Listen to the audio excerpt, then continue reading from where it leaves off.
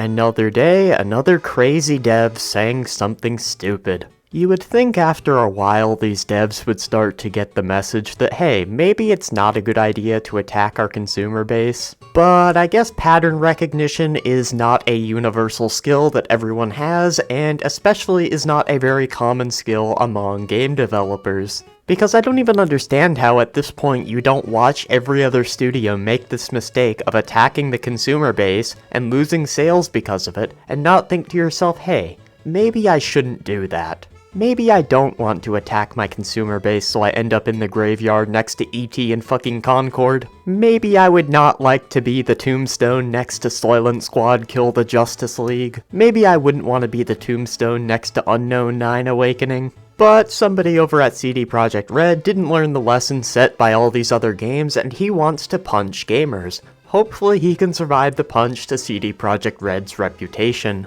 CDProjekt Red designer hates you, states he wants to punch gamers. CDProjekt Red, CDPR, is quickly turning into the most anti-gamer establishment out there, hiring people with disdain for the very audience they're meant to be making the games for in the first place. Shout out to NeoGaf for compiling all the details on this complete shit show of an employee. Cyan Maher, I think is how you say that, now a franchise and lore designer at CDPR and former journalist for The Gamer, among a slew of other outlets, from what I can tell has no discernible actual game development skills or talent, but instead a well-documented history of outwardly expressing hatred and hostility towards gamers, going as far as to say he'd like to punch them. Yeah, that's totally a normal line of thinking. Shit, that sounds like an absolutely fantastic strategy, man. If you're working at McDonald's right now, you want to know how to get more sales? Tell the next customer that comes in that you're going to give them the 1-2 Mayweather. So we're not going to go through the entire article, we're just going to go through some of his statements on gamers. So let's start with the main one, the one where he says he wants to punch gamers. So Ty here says, in 2020 I want muscles so I can effectively punch gamers, and also so I can carry cute people and dogs of any size easily. Then the dev replies to this tweet, I didn't realize until this tweet, but this is now also what I want. Christina replies, you want to punch gamers or you want CG to punch you? He replies, me and Caitlin will punch gamers together. I mean, dude, let's be honest, I don't want to be that guy who rips on someone for their appearance, but you don't look like you're punching anyone, dude. You know, if you want to act like an internet tough guy, that's fine, but you actually have to be fucking tough. This guy is the literal definition of a keyboard warrior. In July 2022, he shared a meme captioned, I am once again asking for you to stop being toxic little weirdos. It's funny that you call gamers toxic, but here you were earlier saying you wanted to punch them. But let me guess, that doesn't count as toxicity, because rules for thee, but not for me. Also, if anyone's a weirdo here, it's you. Like, you're a man in your 30s, spending all your free time crying about gamers on the internet. You don't think that's weird? Like, what gamer pissed in your cornflakes, man? Unfriendly reminder. Damn, unfriendly reminder. This guy's a savage. Unfriendly reminder that anyone who responds to calls for diversity with how is this fair, hiring should be based on skill. Usually has no skill whatsoever.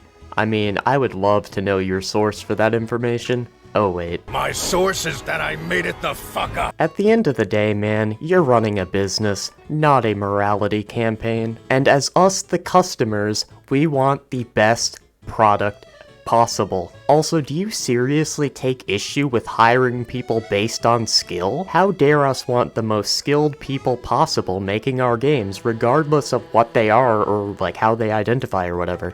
If you claim you can't get a job because you're straight and white, I'm sorry, you can't get a job because you're shite?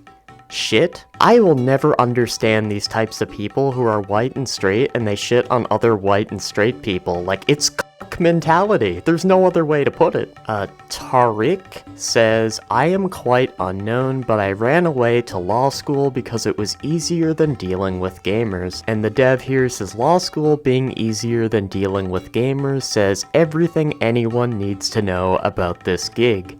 LMAO. I don't know, man. I have a feeling that going through law school is probably harder than dealing with gamers when you can literally just block them or turn your laptop off. You're acting like dealing with gamers is like catching the goddamn Black Death. You're acting like dealing with gamers is like breaking a bone.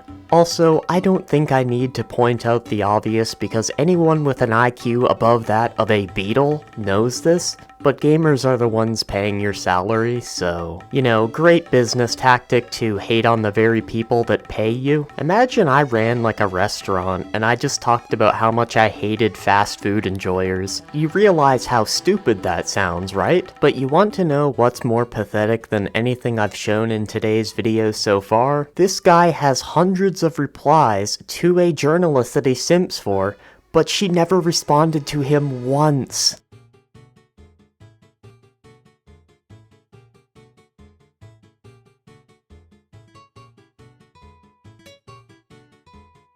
Dude, I don't think it's even possible to embarrass yourself anymore. Now, before we end off this video, let's see what the players think of this whole situation. So I booted up Twitter and I went to one of this guy's tweets and immediately went to the replies. And a lot of people are very fed up with these types of actions. So he tweeted, "Here's me and my incredible colleague, Marcin Battild," I don't know how to fucking say that, "having a chat about the basic lore of The Witcher." And here are the replies. Top comment, "I won't be buying your game. I am fed up with unhinged, hateful activists such as yourself." Well, you lost a customer. I'm sure the shareholders are going to be super happy with this. This was far from the only guy who said he wouldn't buy the game because of the dev's actions.